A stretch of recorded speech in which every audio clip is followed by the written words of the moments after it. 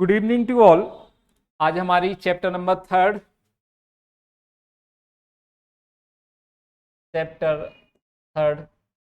नए साझेदार का प्रवेश, इसकी आपकी क्लास है, आपकी 7th है। क्लास नंबर कौन सी है आपकी? 7 क्लास है। तो लास्ट क्लास तक हम देख चुके थे कि जब नया साझेदार फर्म में प्रवेश करता है तो वो अपने साथ में क्या लेके आता है? पूंजी, ख्याति। तो इसके लिए प्रविष्टि की जाती है। इसके लिए हम क्या करते हैं? जर्नल एंट्री करते हैं।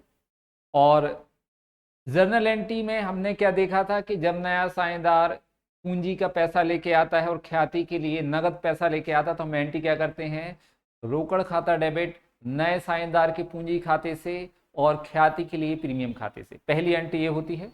दूसरी, ख्याति का पैसा जो होता है वो पुराने साझेदारों में त्याग अनुपात में बांट दिया जाता है। तो हम इसकी एंट्री क्या करते हैं?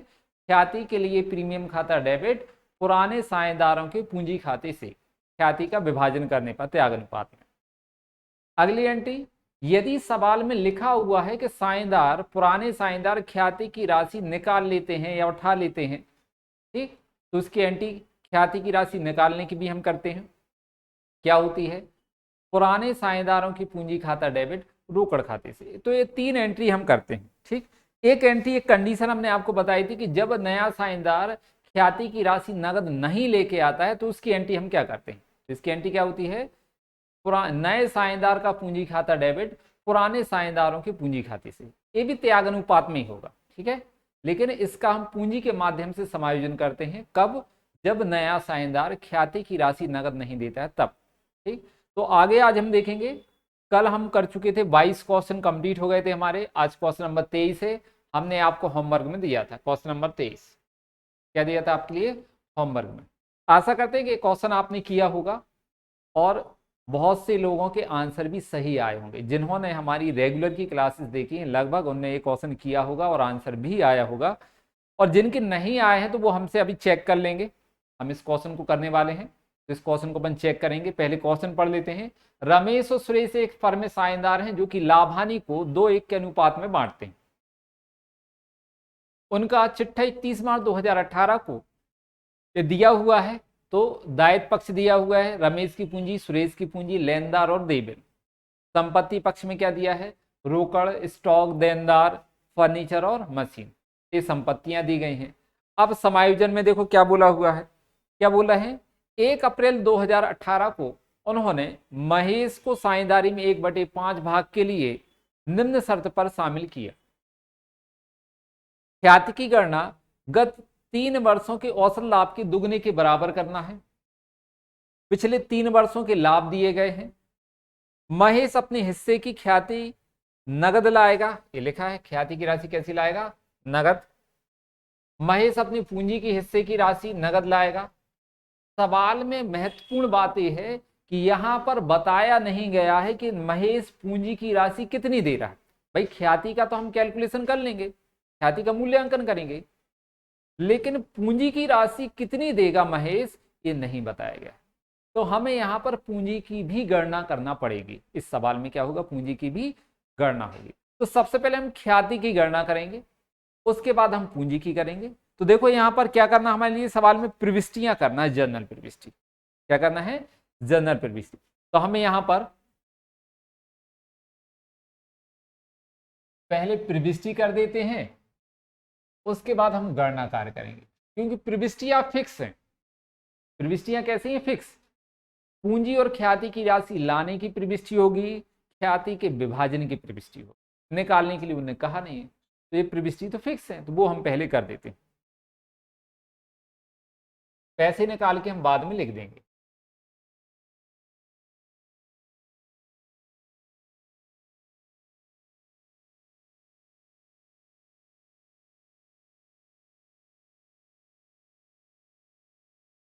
दिनांक,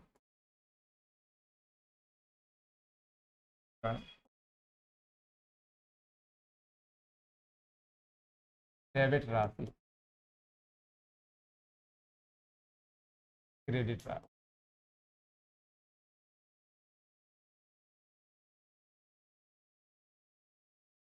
फर्म की पुस्तकों में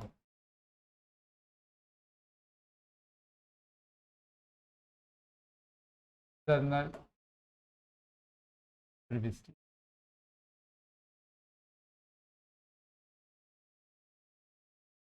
1 अप्रैल 2018। सवाल में क्या कहा गया है कि महेश पूंजी और ख्याति की राशि नगद लेके आता है, तो इसकी हम एंट्री करेंगे। क्या होगी? रोकड़ खाता डेबिट महेश के पूंजी खाते से और ख्याति के लिए प्रीमियम खाते से। तो यहां पर हम लिखेंगे एंट्री रोकड़ खाता डेबिट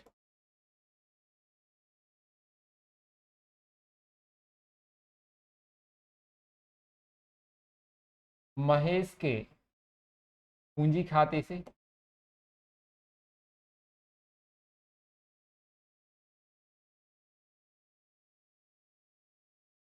ख्याति के लिए प्रीमियम खाते से।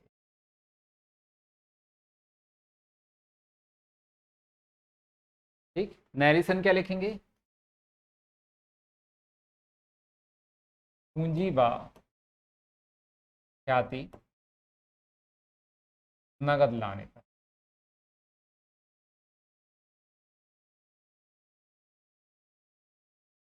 पूंजी व ख्याति नगद लाने पर। दूसरी एंट्री करेंगे। देखो, नया साझेदार पूंजी और ख्याति की राशि दे गया। अब ख्याति का हम क्या करेंगे? विभाजन। इनके पैसे निकाल के हम अभी बाद में लिख देंगे, कैलकुलेशन करना पड़ेगा दोनों का। तो कैसे पैसे हम निकाल के बाद में लिखेंगे, अभी हम क्या कर रहे हैं? सिर्फ एंट्री कर रहे हैं। तो दूसरी एंट्री क्या होगा? ख्याति का विभाजन त्याग अनुपात में। तो इसकी एंट्री क्या करते हैं हम? ख्याति के लिए प्रीमियम खाता डेबिट पुराने साझेदारों की पूंजी खाते से। तो यहां पर एंट्री करेंगे ख्याति के लिए प्रीमियम खाता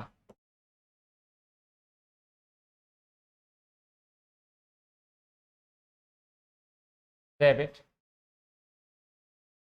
रमेश के पूंजी खाते से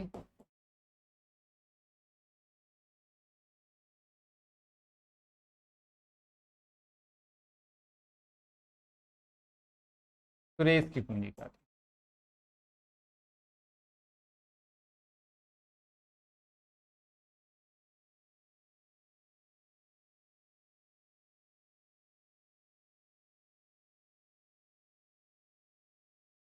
ख्याति का त्याग अनुपात में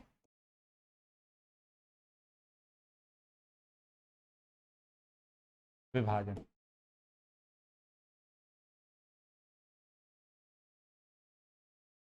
ख्याति का त्याग अनुपात में विभाजन। तो ये हो गई आपकी एंट्री। हम इनके नाम चेक कर लेते हैं एक बार। क्या नाम था? रमेश और। ठीक है, ये आपकी एंट्री हो गई। अब हमें बस पैसा निकाल के कैलकुलेशन करके यहाँ पर एंट्री लिखना है, पैसे उसके भरना है। तो हम पहले यहाँ पर काम करेंगे, रफ काम, गणना कार्य, इसको अपन क्या बोलेंगे? गणना कार्य। तो ख्याति का मूल्यांकन कर लेते हैं सबसे पहले। ख्याति का मूल्यांकन।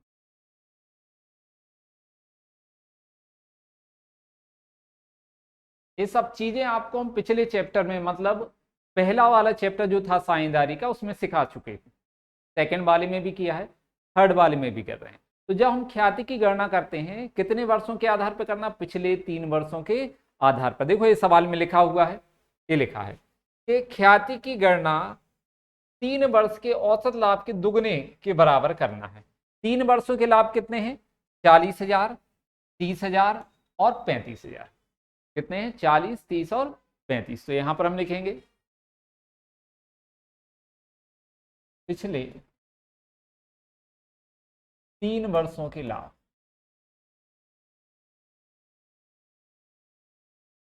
कितने हैं? 40,000 और 30,000, 35,000। ठीक, 40, 30, 35। 1,05,000 तीनों का टोटल कर दिया। क्या आ गया अपना? 1,05,000। ये है आपका कुल लाभ। कुल लाभ कितना आ गया? 1,05,000। औसत लाभ निकालेंगे हम।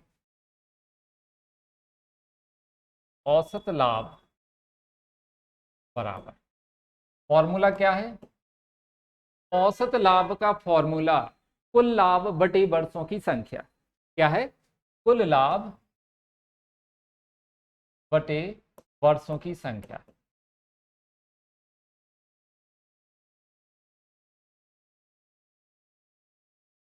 कुल लाभ बटे वर्षों की संख्या। तो कुल लाभ कितना अपने पास, देखो यहां पर 1,05,000। ठीक है, वर्ष कितने हैं आपके, 3। 3 का भाग दे दो, 3 3 9, 3 5 15, 35,000। कितना आ गया, 35,000 रुपये आपका औसत लाभ। ख्याति बराबर, ख्याति बराबर औसत लाभ गुणित गए क्रय वर्ष। जो फॉर्मूला आपके लिए बताया था कि ख्याति बराबर क्या होता है, औसत लाभ गुणित गए क्रय वर्ष। औसत लाभ कितना निकाला हमने, 35,000। क्रय वर्ष कितना है, 2। तो यहां पर कितना आ जाएगा, 70,000। 70,000 रुपए जो है वो आपकी फर्म की कुल ख्याति है। ठीक है, अब महेश जो है वो कितना पैसा देगा, तो हम महेश का भाग निकाल लेते हैं। पहले हम देखेंगे कि महेश का भाग कितना है फर्म में। तो ये लिखा है, महेश को कितने भाग के लिए साझेदार बनाया, लाभ का 1/5 भाग मिलेगा। तो जितना लाभ मिलेगा उतना वो ख्याति देगा। 1/5 भाग लाभ का मिल रहा है, तो ख्याति भी कितना देगा, वो 1/5 भाग। तो यहां पर लिखेंगे हम महेश का भाग। तो 70,000 का हम लेंगे 1/5, तो कितना आ जाएगा, 14,000। 14 पंचे 70, कितनी बार कटेगा, 5 से 70, 14 बार। तो ख्याति की राशि महेश से हम कितना लेंगे, 14,000 रुपए। अब ख्याति का विभाजन हम साझेदारों में किस अनुपात में करते हैं, त्याग अनुपात में। तो सवाल में कुछ नहीं लिखा है, देखो आप, सवाल में क्या दिया है, पुराने साझेदारों का भाग दिया है और नए साझेदार का भाग दिया है कितना है। तो जब सवाल में कुछ ना कहा जाए, पुराने साझेदारों का लाभ का भाग दिया जाए और नए साझेदार का हिस्सा दे दिया जाए, और कुछ ना कहें कि नया साझेदार किससे कितना ले रहा है, या फिर पुराने साझेदार नए साझेदार को कितना कितना दे रहा है, ऐसा कुछ ना लिखा हो, तो फिर कंडीशन कौन सी होती है, जब पुराने साझेदारों के पुराने अनुपात कायम रहें, ये वाली कंडीशन। ऐसी कंडीशन में पुराना अनुपात ही आपका त्याग अनुपात कहलाता है। मतलब जो आपका 2:3 दिया है पुराने साझेदारों का लाभ हानि अनुपात, वही आपका त्याग अनुपात निकलेगा। ठीक, तो यहां पर क्योंकि हमसे नया अनुपात निकालने के लिए नहीं कहा गया है, इसलिए हम सीधा यहां पर क्या करेंगे, विभाजन करेंगे।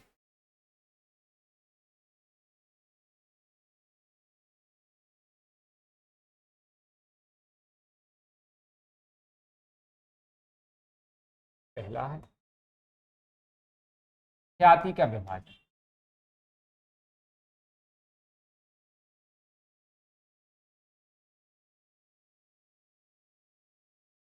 चौदह हजार को हम 2:1/3, 14,000 को हम कितना, 2:1 में बांटेंगे। बांटो इसको, कितनी बार कटेगा, तीचों को 12, फिर कितना बचा आपके पास, 2, तीछंग 18, फिर 2 बचा, फिर तीछंग 18, फिर 2 बचा, तीछंग 18, 0.6 ऐसा आता रहेगा। 3 का गुणा कर देंगे हम यहाँ पर, सॉरी 2 का गुणा करेंगे, कितना आएगा, 2 दूनी 4, 6 दूनी 12, 12 1 13, फिर 6 दूनी 12 और 1 13, फिर 12 और 1 13, फिर 12 और 1 13, 4 दूनी 8 और 1 का गुणा करेंगे तो 4,666.66। देख, जब हमने 2 का गुणा किया तो 9,333.32, 1 का गुणा किया तो 4,666.66। तो अपना नियम क्या है कि यदि दशमलव के बाद 50 पैसा या उससे ज्यादा है तो हम 1 रुपए में गणना करेंगे, निकटतम रुपए में गणना की जाती, मतलब उसको क्या बना देंगे हम, 1 रुपए। जब दशमलव के बाद 50 पैसा या उससे ज्यादा है तो उसको हम 1 रुपए में कन्वर्ट करेंगे। तो यहां पर कितना है, 0.66, तो हम इसको लिखेंगे 4,667। पहला वाला देखो कितना है, दशमलव के बाद कितना दिया है, 32 पैसे, मतलब 50 पैसे से कम है, तो इसको हम क्या लिखेंगे, 9,333 इतना। ठीक है, तो अब हम जो एंट्री पास की हैं हम वहां पर लिखेंगे। ख्याति के लिए कितना पैसा लेके आ रहा है वो 14,000 महेश। यहां पर हम विभाजन कितने का करेंगे, 14,000 का ख्याति विभाजन करना है।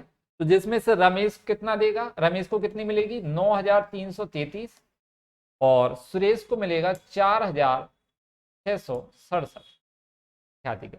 अभी पूंजी और निकालना है, हमें पूंजी का और कैलकुलेशन करना है, उसके बाद हम आगे चलेंगे। तो पूंजी के लिए हमें क्या करना पड़ेगा, पहले साझेदारों के पूंजी खाते बनाने पड़ेंगे, उसके बाद होगा।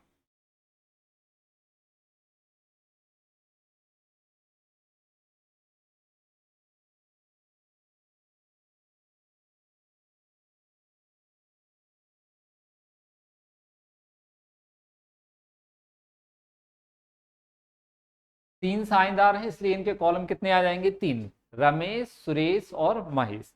यहां पर ये डेबिट हो गया क्रेडिट वाला, तीन यहां पर भी लेंगे, रमेश, सुरेश और महेश। ये विवरण का कॉलम, विवरण रमेश, सुरेश, महेश। विवरण रमेश, सुरेश,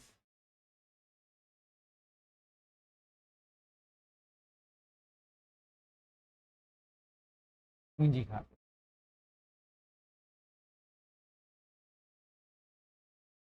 ठीक है, पूंजी खाते। तो सबसे पहले पूंजी खाते के क्रेडिट में हमने क्या बताया था, पूंजी खाते आप 5 चैप्टर पढ़ोगे साझेदारी के, तो सभी चैप्टर में पूंजी खाते बनाना होते हैं। नियम एक ही है, साझेदारों को जो कुछ देना सब क्रेडिट में और साझेदारों से जो कुछ लेना सब डेबिट में। यही नियम चलता रहेगा पूरे 5 चैप्टर में, तो आपको याद होना चाहिए। सबसे पहले हम क्रेडिट में लिखेंगे साझेदारों की पूंजी का शेष, यहां पर लिख देंगे शेष। पुराने साझेदारों की पूंजी हम देखेंगे कितनी दी हुई उनकी पूंजी। तो देखो यहां पर इस सवाल में दिया है रमेश की पूंजी 1,02,000, सुरेश की 73,000। तो यहां पर हम लिख देंगे 1,02,000 और इसकी कितनी है 73,000। महेश का शेष तो है नहीं है, महेश नया साझेदार है, पूंजी के रूप में पैसा लेके आ रहा है। कितना लेके आ रहा है ये पता नहीं है, लेकिन हम लिख देंगे यहाँ पर रोकड़ खाता, बाद में निकाल के लिखेंगे यहाँ पर पैसा। तो यहाँ डैश कर दो, यहाँ लिखेंगे महेश के कॉलम में जो भी पैसा लेके आ रहा है। फिर हमें साझेदारों को क्या देना है, ख्याति का पैसा। तो यहाँ पर लिखेंगे क्रेडिट में ख्याति के लिए प्रीमियम,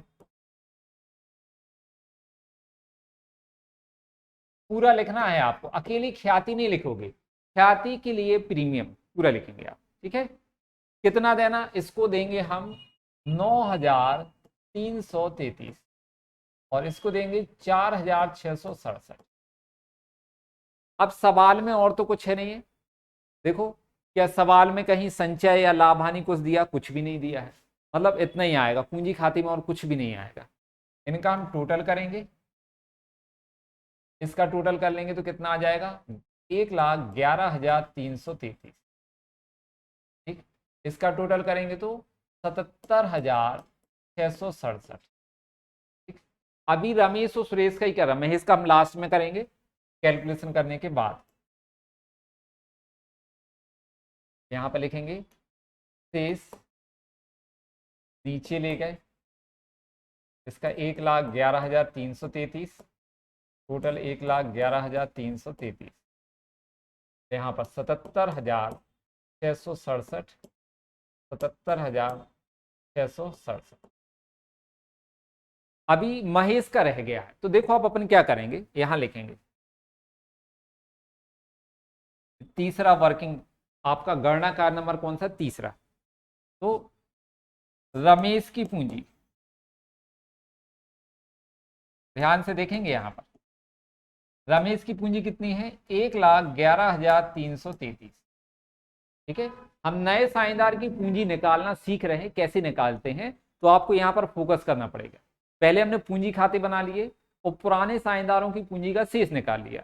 तो रमेश की पूंजी 1,11,333, सुरेश की पूंजी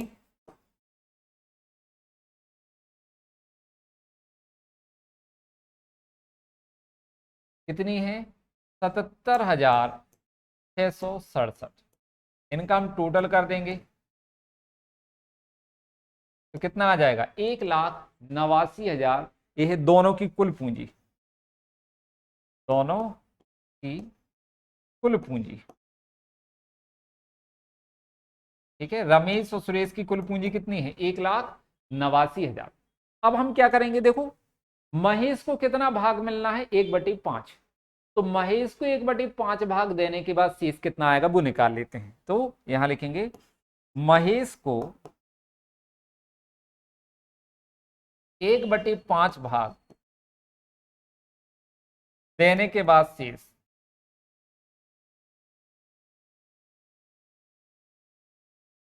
ठीक, महेश को 1/5 भाग देने के बाद शेष। तो एक में हम कितना जोड़ें कि 5 के बराबर हो जाए? कितना जोड़ेंगे? 4। पहले भी हमें सवाल करा चुके ऐसे। तो 4/5 बचेगा शेष। समझ गए? महेश को 1/5 भाग देने के बाद शेष कितना बचेगा? 4/5। कैसे निकालते हैं? हमने शॉर्टकट तरीका बताया था कि एक में कितना जोड़ें कि नीचे वाली संख्या के बराबर हो जाए। नीचे कितना है? 5, ऊपर कितना? 1। तो एक में कितना जोड़ना पड़ेगा हमें? 4। तो वो नीचे बराबर 5 के बराबर हो जाएगा। तो ऊपर आएगा 4, नीचे 5, मतलब शेष कितना बचेगा? 4/5। अब इसको हमने निकाला क्यों है? तो हम बोलेंगे रमेश व सुरेश दोनों का कुल भाग, दोनों का कुल भाग कितना है? 4/5। क्योंकि 1/5 रमेश महेश को मिलेगा, तो रमेश और सुरेश का कुल भाग कितना दोनों का? 4/5। दोनों की कुल पूंजी कितनी? देखो दोनों की कुल पूंजी 1,89,000, दोनों का कुल भाग 4/5। इसका मतलब क्या है? यहां पर हम ऐसा बोलेंगे, जबकि ध्यान रखना, जबकि जमा रहे अपन, तो जबकि 4/5 भाग की पूंजी बराबर 1,89,000। अपन ने इसकी तुलना कर दी, क्योंकि इनकी कुल पूंजी है दोनों की 1,89,000 और इन दोनों का कुल भाग है 4/5। तो हमने इसकी तुलना क्या कर दी कि जबकि 4/5 भाग की पूंजी बराबर कितना? 1,89,000, इसलिए महेश का भाग कितना है? 1/5। तो इसलिए 1/5 भाग की पूंजी बराबर, तो 1,89,000 गुण गए। जब 4/5 बराबर के उस साइड जाएंगे तो पलट जाती है संख्या, 5/4 हो जाएगी। कितना करेंगे? गुण गए 5/4 और गुण गए जितना हमें निकालना है। निकालना है कितना? 1/5। तो हम 1/5 का गुणा कर देंगे। तो 5 से 5 कैंसल, ये कैंसल हो गया। 4 से भाग दे दो इसमें, तो 4 × 6 = 16। कितना बचे यहाँ पर? 2। 4 × 7 = 28। फिर कितना बचा? 1। 4 दूनी 8, 4 पंचे 20। तो 47,250 महेश मतलब नए साझेदार की पूंजी निकल आई। फिर से आप देख लें एक बार, हमने दोनों साझेदारों की कुल पूंजी निकाली 1,89,000। दोनों साझेदार पुराने जो है उनका कुल भाग निकाल लिया, कितना है? 4/5। इसकी हमने तुलना कर दी। क्या तुलना की? जबकि 4/5 भाग बराबर पूंजी कितनी? 1,89,000। इसलिए महेश का भाग कितना? 1/5 है, नए साझेदार का भाग, इसलिए 1/5 भाग की पूंजी बराबर। तो 1,89,000 बराबर के उस साइड दिया है। जब हम 4/5 को उस साइड करेंगे, बराबर के उस साइड ले जाएंगे, तो संख्याएं पलट जाती हैं। जो अंश है वो हर बन जाता है, जो हर है वो अंश, मतलब पलट जाएंगी। तो 5/4 हो जाएगा और जितना हमें निकालना है उतने का गुणा कर देंगे, तो गुण दिया 1/5। तो 5 से 5 कैंसिल और 1,89,000 में हमने 4 का भाग दिया, तो कितना बचा? 47,250। ये आ गई आपकी पूंजी। तो यहां पर जो हम एंट्री कर रहे थे वहां पर लिख देंगे, ये है एंट्री। यहां पर लिख देंगे हम 47,250। इन दोनों का टोटल करेंगे तो कितना है? 61,250। ये आ जाएगा ऊपर। देखो एंट्री हम कर चुके थे, सिर्फ पैसा निकाल के हमें लिखना पड़ा है और हमने लिख दिया। ठीक, यहां पर एंट्री भी हो गई आपकी, ये आपका हो गया। अब देखो चिट्ठा बनाना था शायद क्वेश्चन में, ठीक, यहां पर चिट्ठा। ठीक, चिट्ठा अपन बना लेते हैं, और चिट्ठा बनाने के लिए जगह तो है नहीं हमारे पास,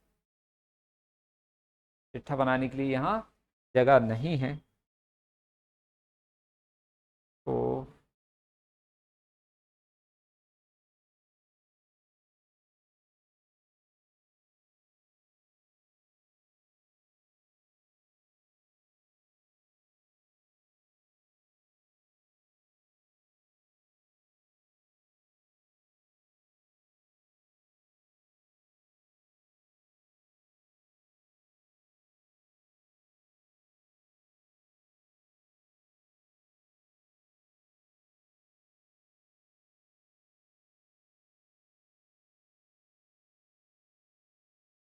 फॉर्म छोटा कर दिया, ठीक है। इतने में कोशिश करेंगे हम चिट्ठा बनाने की। पर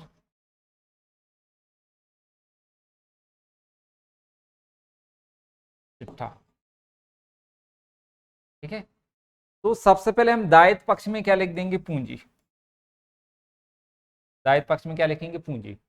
तो क्या है, रमेश, सुरेश,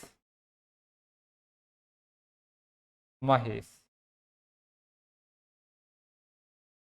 रमेश की पूंजी 1,11,333, सुरेश की 77,667, और महेश की 47,250, ये अपन ने लिखा है, ठीक। इन सब का टोटल कर देंगे तो कितना आ जाएगा, 10, यहाँ पर कितना आएगा, 15, यहाँ पर 10, 12, फिर 16, 10 दो 12, 16, 16, ठीक। यहाँ पर कितना आ जाएगा, 8 12 और 1 13, 1 और 1 2। अब और देखो क्या है दायित्व में हमारे पास, लेनदार 24 और देविल 900। सब जैसा लिखा हुआ चिट्ठे में संपत्ति और दायित्व सब वैसे लिखेंगे, इससे पूंजी में और रोकड़ में चेंजेस आएगा। तो लेनदार लिख देंगे 24,000, लेनदार 24,000, देविल 900 रुपये, देविल कितना है, 900। संपत्तियों में आएंगे हम, तो यहां लिखेंगे रोकड़।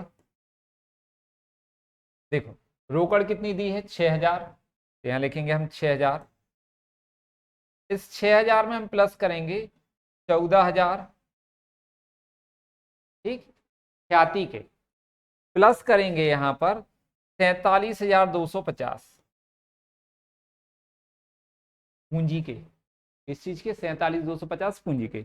इन तीनों चीजों को हम टोटल कर देंगे, जोड़ देंगे यहाँ पर, तो कितना आ जाएगा, 20, मतलब 67,250। और कौन कौन सी संपत्तियां हैं, जो जैसी दी वैसी हम लिख देंगे, ठीक है। कौन कौन सी हैं, स्टॉक 54, देनदार 35, लिखेंगे यहाँ पर स्टॉक 54,000, देनदार 35,000, स्टॉक कितना दिया, 54,000, देनदार 35,000, फर्नीचर 9,000 5,500, और मशीन 99,400। तो फर्नीचर 5,500, मशीन 99,400, ठीक। और कुछ नहीं बचा है, इनका हम टोटल कर देंगे,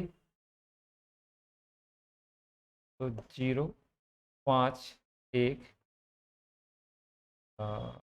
5 11, तो यहाँ पर 11 6, 2,61,150, ठीक। यहाँ का भी टोटल कर लो, 0 5 11 और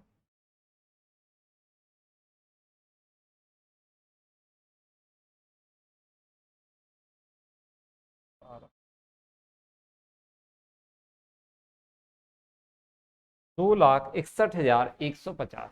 तो चिट्ठे के दोनों पक्षों का योग हमेशा बराबर होता है। तो इस तरीके से आपका क्वेश्चन कंप्लीट हुआ। ये आपका गणना था, ये पूंजी खाते थे और वहां पर ने बना दिया चिट्ठा। अब आता है क्वेश्चन नंबर 24। कौन सा क्वेश्चन है? Question number 24। क्या लिखा हुआ है? सुलभ व सौरभ फर्म में साझेदार हैं, वह लाभ हानि को 3:2 के अनुपात में बांटते हैं। उन्होंने सुभाष को साझेदारी में 1/6 भाग के लिए शामिल किया। सुभाष 5,400 रुपये ख्याति के रूप में लाया। निम्न परिस्थितियों में ख्याति से संबंध में प्रविष्टियां कीजिए। ठीक, कंडीशन दी गई है दो हमारे लिए, तो प्रविष्टियां करना है ख्याति से संबंधित, हम प्रविष्टि बस करेंगे।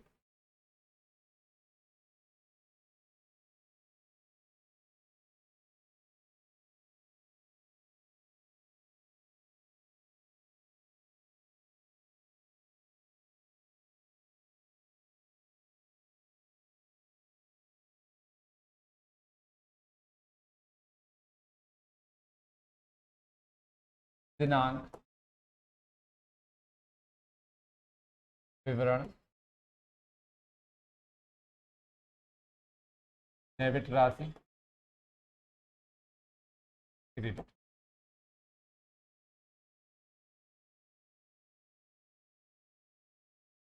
फार्मी की पुस्तकों में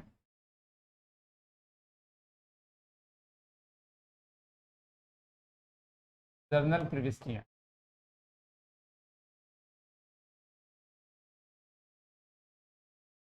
फार्मी की पुस्तकों में जर्नल प्रविष्टियां।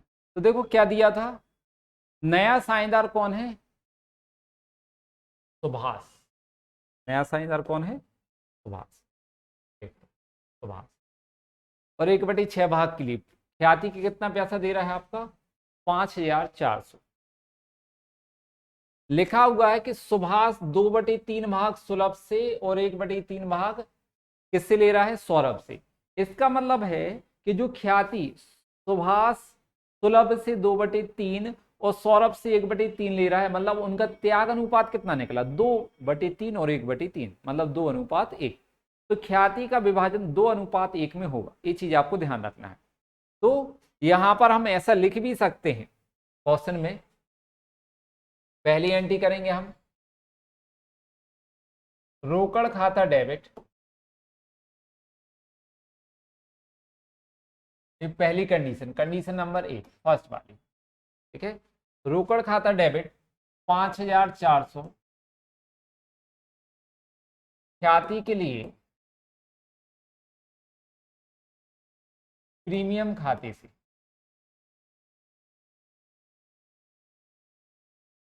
5,400 ख्याति नगद लाने का।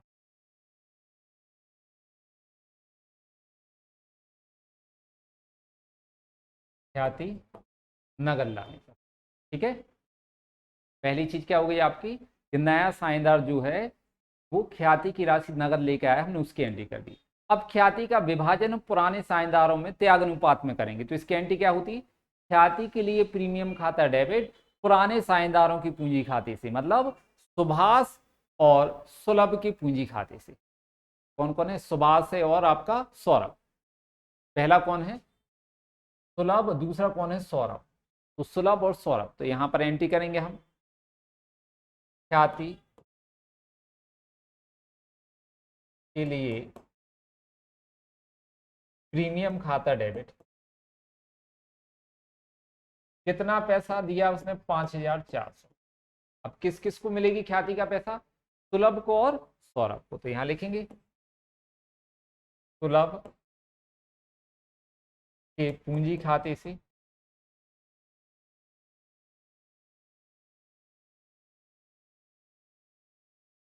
और सौरभ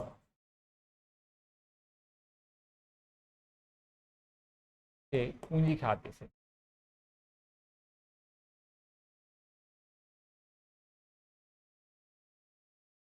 ख्याति का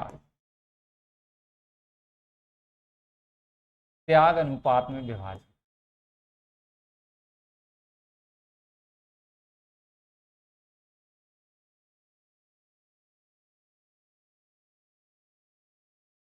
अब हम विभाजन और कर दें तो ख्याति कितनी है? 5,400। हम 2:1/3, देखो यहां पर लिखा है सुभाष सुलभ से 2/3 और सौरभ से कितना ले रहा है, 1/3। मतलब 2:1 में अपन को बांटना है।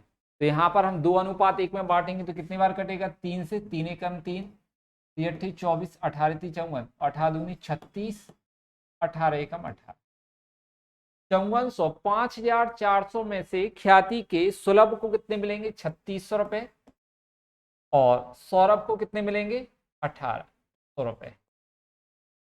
ठीक है, 3600 और 1800 रुपये मिलेंगे। तो पहली कंडीशन में हो गई, जब सुभाष जो है वो किससे, सुलभ से और सौरभ से 2/3 और 1/3 में भाग प्राप्त करता है, तो वही उनका त्याग अनुपात है। उसी अनुपात में हम ख्याति को बांट देंगे। ठीक है, अगला पॉइंट अब देखेंगे हम आगे। इसी क्वेश्चन में दूसरी कंडीशन दी है, उसमें भी एक प्रविष्टि करना पड़ेगी हमें। तो यहां पर हम बना लेते हैं पहले प्रारूप।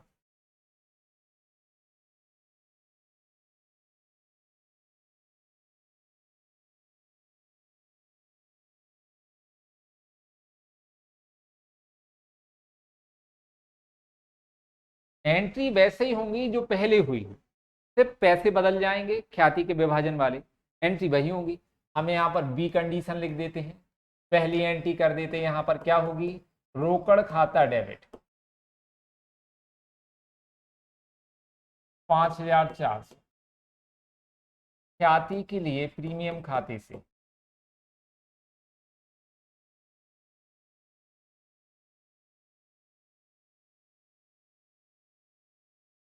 5400, ख्याति नगद लाने पर।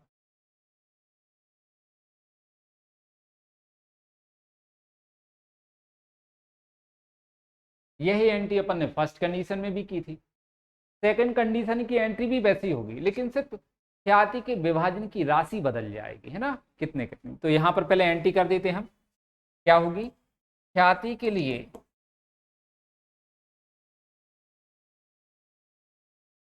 प्रीमियम खाता डेबिट सुलभ के पूंजी खाते से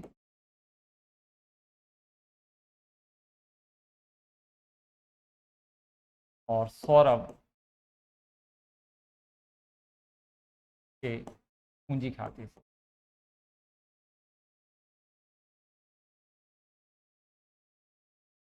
कितना है ख्याति का पैसा, 5400। कितना है, 5400 में विभाजित करना, ठीक, त्याग अनुपात में। तो हम देख लेंगे कितना है।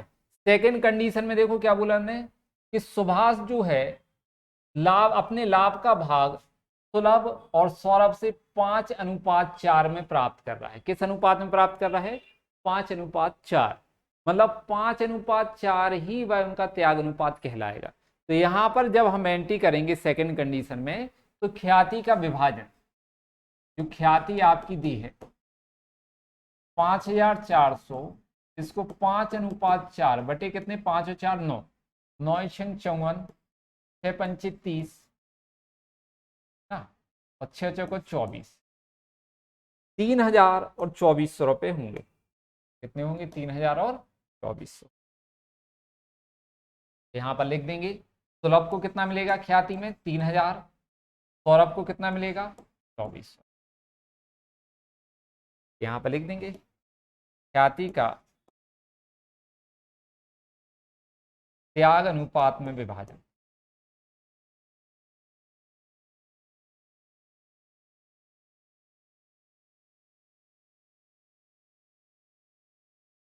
ख्याति का त्याग अनुपात में विभाजन। ठीक, आगे। तो ये वाला क्वेश्चन भी आपका कंप्लीट हुआ। दोनों कंडीशन हमने आपके लिए करा दी, फर्स्ट कंडीशन भी हो गई और सेकंड भी हो गई। अब आगे हम क्वेश्चन नंबर देखेंगे, कौन सा, 25। क्वेश्चन नंबर कौन सा है, 25। यहाँ पर क्या करना हमारे लिए, देखो लिखा है साझेदारों की पूंजी खाते बनाना है और लाभ हानि का नया अनुपात बताना है। ये दो चीजें, यहाँ पर दो काम करना,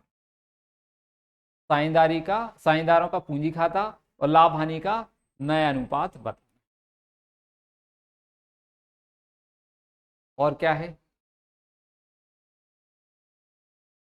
यहाँ पर क्या दिया हुआ है, 26वें क्वेश्चन में प्रविष्टियां करना है, 24 में क्या करना है आपका, खाते तैयार करना है।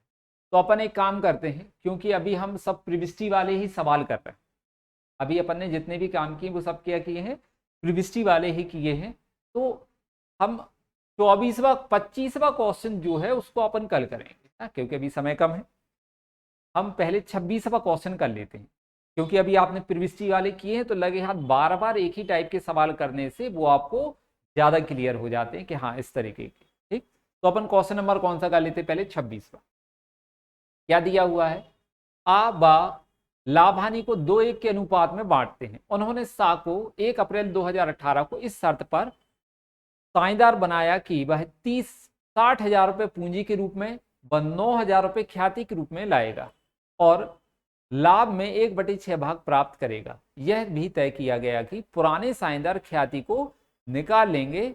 आवश्यक प्रविष्टियां कीजिए।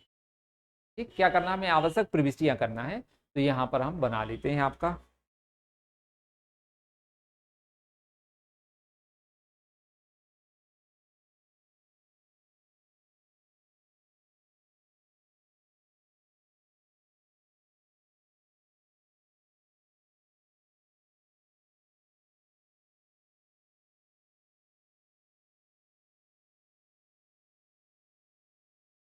दिनांक, विवरण, डेबिट राशि, क्रेडिट राशि। ठीक है, दिनांक, विवरण, डेबिट राशि, क्रेडिट राशि, यहां लिखेंगे। फर्मी की पुस्तकों,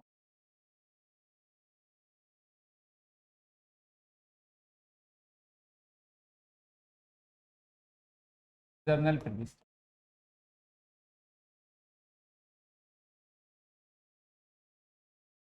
फर्मी की पुस्तकों में जर्नल प्रविष्टियां। तो पहली प्रविष्टि, नए साझेदार द्वारा पूंजी और ख्याति की राशि नकद लाने पर। तो यहां पर लिखेंगे 1 अप्रैल 2018, रोकड़ खाता डेबिट। देखो, नया साझेदार जब पूंजी और ख्याति की राशि नकद लाता है तो हम प्रविष्टि क्या करते हैं, रोकड़ खाता डेबिट, नए साझेदार की पूंजी खाते से और ख्याति के लिए प्रीमियम खाते से। पहले ये वाली एंट्री करेंगे।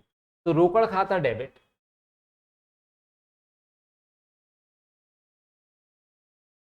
नया साझेदार का नाम क्या है, सा, देखेंगे सा के पूंजी खाते से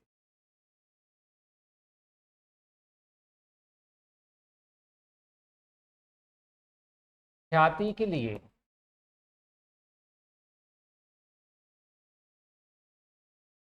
प्रीमियम खाते से।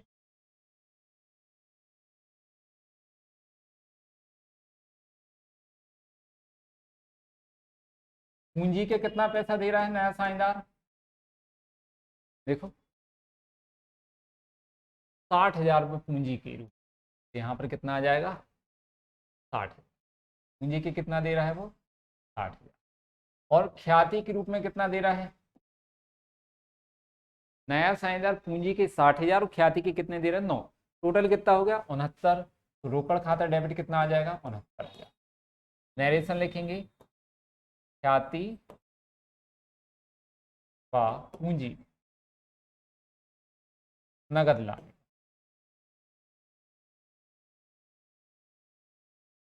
पहली एंट्री। दूसरी क्या करेंगे, ख्याति का त्याग अनुपात में विभाजन। ठीक, तो इसकी एंट्री क्या होती है, ख्याति के लिए प्रीमियम खाता डेबिट पुराने साझेदारों के पूंजी खाते से, क्योंकि ख्याति को हम किस में बांटते, पुराने साझेदारों में। तो यहां एंट्री करेंगे, ख्याति के लिए प्रीमियम खाता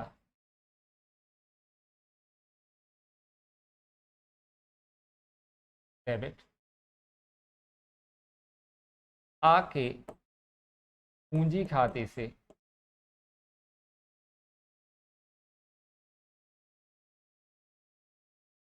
वाके पूंजी खाते से।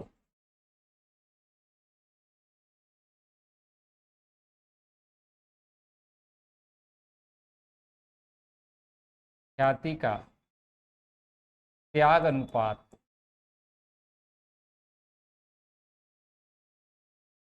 में विभाजित।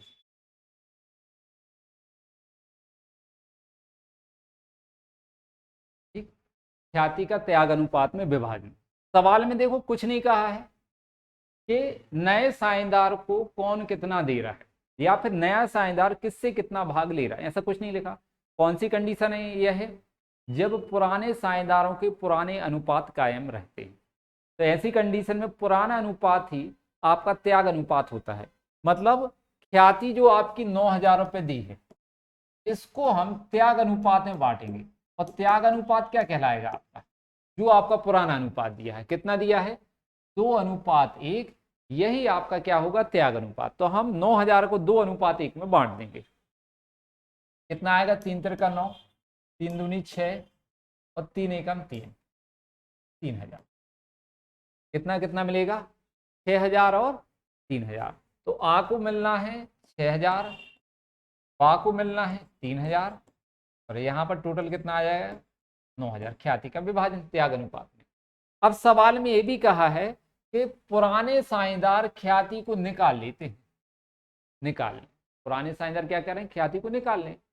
तब क्या होगा, हमें एक एंट्री और करना होती है साझेदारों द्वारा ख्याति की राशि निकालने की, वो एंट्री और हम करेंगे। तो यहाँ पर एंट्री क्या होगी, कौन कौन निकाल रहा है, आ और बा। तो यहाँ पर एंट्री होगी आ का पूंजी खाता डेबिट,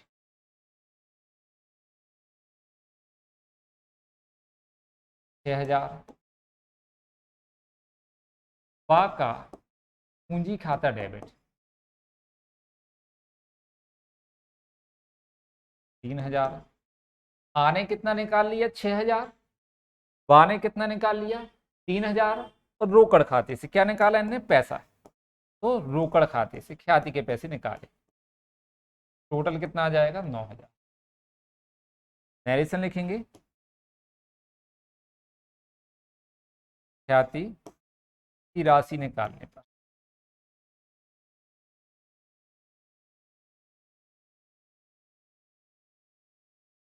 ख्याति की राशि निकालने पर ये हो गया। चलो अब देखिए यहाँ पर ए वाला आपका सवाल कंप्लीट हुआ। यहाँ पर क्वेश्चन नंबर कौन सा था ये आपका 25वां। तो आज इस क्वेश्चन कंप्लीट होने के बाद हम आपको थोड़ी सी एक चीज और बताएंगे, इसको हम अगली क्लास में, कल वाली क्लास में पढ़ाएंगे। पुनर्मूल्यांकन खाता कल देखेंगे, लेकिन इससे संबंधित कुछ प्रविष्टियां हैं पुनर्मूल्यांकन से संबंधित, उस प्रविष्टियों को हम आपको यहाँ पर अभी बता देते हैं। क्यों बता रहे हैं, क्योंकि कल जब आप क्लास में आओगे तो इन प्रविष्टियों को याद करके आएंगे। ठीक है, कल ये प्रविष्टि आपको याद होना चाहिए, हम आपको समझा दे रहे हैं, बाकी याद करके कल आप आएंगे। तो देखो क्या है, पुनर्मूल्यांकन से संबंधित प्रविष्टियां क्या हैं, प्रविष्टियां। ठीक, पुनर्मूल्यांकन से संबंधित प्रविष्टियां, पुनर्मूल्यांकन आपका एक नाम मात्र का खाता होता है, आय व्यय खाता या नाम मात्र। नियम क्या है, हानि तथा खर्चों को डेबिट, आय तथा लाभ को क्रेडिट। अब क्या होता है, यदि संपत्तियों के मूल्य बढ़ते हैं तो लाभ होगा, तो उसको हम कहाँ लिखेंगे, पुनर्मूल्यांकन के क्रेडिट में। और संपत्तियों के मूल्य घटते हैं तो क्या होगा, हानि, उसको हम कहाँ लिखेंगे, पुनर्मूल्यांकन के डेबिट में। ध्यान रखना, यदि संपत्तियों का मूल्य बढ़ता है तो लाभ होता है, इसको हम कहाँ लिखेंगे, पुनर्मूल्यांकन के क्रेडिट में, क्योंकि नियम क्या है, हानि तथा खर्चों को डेबिट, आय तथा लाभ को क्रेडिट। तो संपत्ति का मूल्य बढ़ना क्या है, लाभ, इसलिए कहाँ लिखेंगे, क्रेडिट में। और संपत्ति का मूल्य बढ़ना, घटना हानि है, तो कहाँ लिखेंगे, डेबिट। इसके अपोजिट होता है दायित्व। यदि दायित्वों का मूल्य बढ़ता है तो ये हानि है, तो पुनर्मूल्यांकन के कहाँ पर आएगा, डेबिट में। और दायित्वों का मूल्य घटता है तो ये लाभ है, कहाँ लिखेंगे, पुनर्मूल्यांकन के क्रेडिट में। तो इसकी कुछ प्रविष्टियां हैं, क्या क्या है प्रविष्टि, आप देख लो एक बार। संपत्तियों का मूल्य बढ़ने पर, संपत्ति का मूल्य बढ़ने पर तो संपत्ति खाता डेबिट पुनर्मूल्यांकन खाते से, ये है एंटी, संपत्ति खाता डेबिट पुनर्मूल्यांकन खाते से।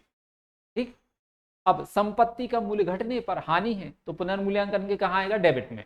तो पुनर्मूल्यांकन खाता डेबिट और संपत्ति खाते से, संपत्ति की जगह हम उसका नाम लिखेंगे, जैसे मशीन है तो मशीन खाते से, फर्नीचर है तो फर्नीचर खाते से। ठीक। दायित्वों का मूल्य बढ़ने पर, दायित्व का मूल्य बढ़ता है तो हमें क्या है, हानि, तो इसको कहां लिखेंगे हम, पुनर्मूल्यांकन के डेबिट में। तो एंट्री क्या होगी, पुनर्मूल्यांकन खाता डेबिट दायित्व खाते से। यहां पर हम दायित्व का नाम लिख देंगे, जैसे लेनदार है तो लेनदार खाते से, देविल खाते से, जो भी दिया। दायित्वों के मूल्य घटने पर, जब दायित्वों का मूल्य घटता है तो ये हमारे लिए क्या है, लाभ। इसको हम कहां लिखेंगे, पुनर्मूल्यांकन के क्रेडिट में। मतलब इसकी एंट्री क्या होगी, दायित्व खाता डेबिट पुनर्मूल्यांकन खाते से। ठीक, लेनदार या देयबिल खाता डेबिट पुनर्मूल्यांकन, जो भी है। यदि पुनर्मूल्यांकन से लाभ होता है तो पुनर्मूल्यांकन से लाभ हम पुराने साझेदारों को बांटते हैं, नए साझेदार को नहीं देते हैं। किसको बांटते हैं, पुराने साझेदारों को। अब पुराने साझेदारों को यदि देना है तो पूंजी खाता क्या करेंगे, क्रेडिट, और लेना है तो पूंजी खाता डेबिट। लाभ हम साझेदारों को देते तो कहां लिखेंगे, क्रेडिट में। इसकी एंट्री क्या होगी, पुनर्मूल्यांकन खाता डेबिट पुराने साझेदारों के पूंजी खाते से। और हानि, यदि पुनर्मूल्यांकन से हानि होती है तो हमें साझेदारों से पैसा लेना है। इसको हम कहां लिखेंगे, पुनर्मूल्यांकन के डेबिट में, मतलब साझेदारों की पूंजी खाते के डेबिट में। लेना है तो पूंजी खाता क्या करेंगे, डेबिट। तो पुराने साझेदारों की पूंजी खाता डेबिट पुनर्मूल्यांकन खाते से। ये आपकी 6 प्रविष्टियां हैं, 1 2 3 4 5 और 6। ये 6 प्रविष्टि कल आपको याद करके आना है। और कल के बाद हम अगली क्लास, मतलब कल इस क्लास में हम आपको एक क्वेश्चन नंबर 24 जो छोड़ा है वो, और पुनर्मूल्यांकन से संबंधित खाते व प्रविष्टि करना सिखाएंगे। Thank you. आज के लिए इतना ही, बाकी हम कल मिलते हैं।